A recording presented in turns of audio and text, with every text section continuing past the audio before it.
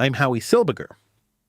In her song, The Greatest Love of All, Whitney Houston sang, I decided long ago never to walk in anyone's shadows.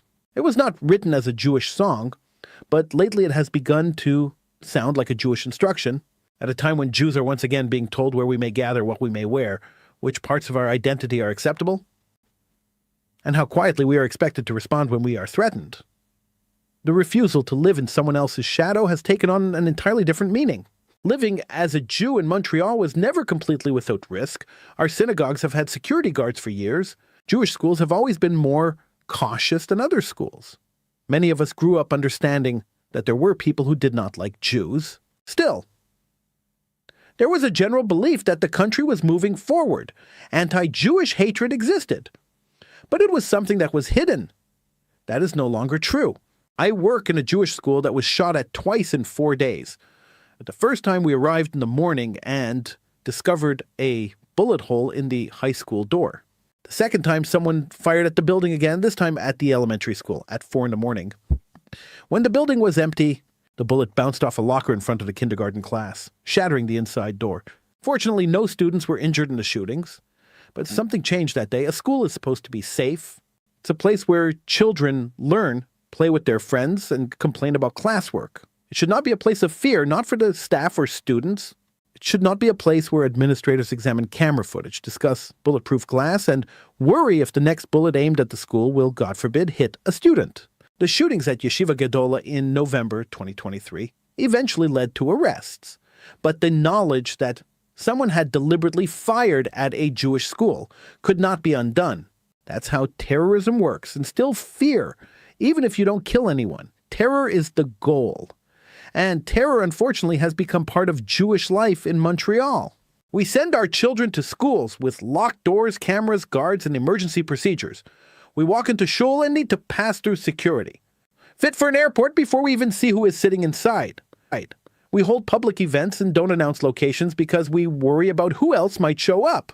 Parents remind their children to be proud Jews, then warn them to be careful about displaying anything that identifies them as Jewish.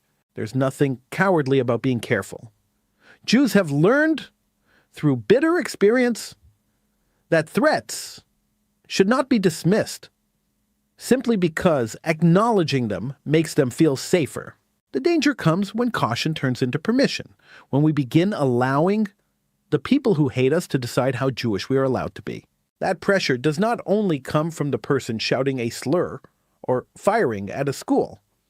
It comes from employers who suddenly find a Jewish employee's opinions uncomfortable.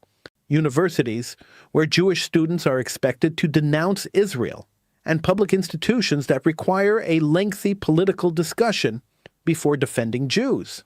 Jews are told to shut up and are only publicly permitted to speak about hatred, provided we use the approved vocabulary. We may discuss attacks, but must be careful not to connect them to Israel. No one else in the world is regularly asked to negotiate the terms under which its members may object to being hated, and we must endure being told we are overreacting.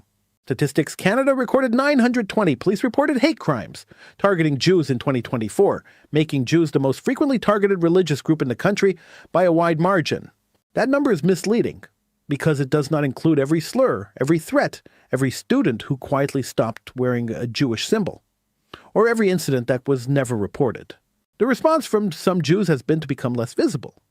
They remove the kippah, avoid the Jewish events, stop posting about Israel, and carefully separate themselves. History suggests otherwise. The people who hate Jews have never been especially interested in our internal labels and distinctions. To them, a Jew is a Jew. That does not mean every Jew must believe the same things. Jews argue about religion, Israel, politics, and almost everything else. What we cannot accept is the demand to abandon our connection to Israel. It's a line from the song that stays with me is, at least I'll live as I believe. That is the choice confronting Jews today. We can live according to what we believe.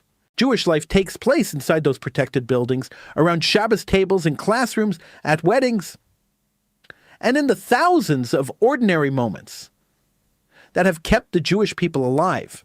The strongest response to anti-Jewish hatred is not a press conference. The Jewish response must be larger than security. It must be found in the parent who continues sending a child to Jewish school. At Yeshiva Gedola, we didn't lose a day of school. We made the decision that terrorism is not going to define us. We are proudly Jewish, and nobody's going to take that away from us. Our grandparents arrived here and built institutions so that their grandchildren would not voluntarily retreat. We may fail in some battles, and we may succeed in others. What cannot be taken is the decision to remain Jewish, to live openly, to teach our children who they are, and to refuse to apologize for continuing a story that began thousands of years ago. They can't take away my dignity. They can only try to force me to surrender it. I decided long ago that I would not.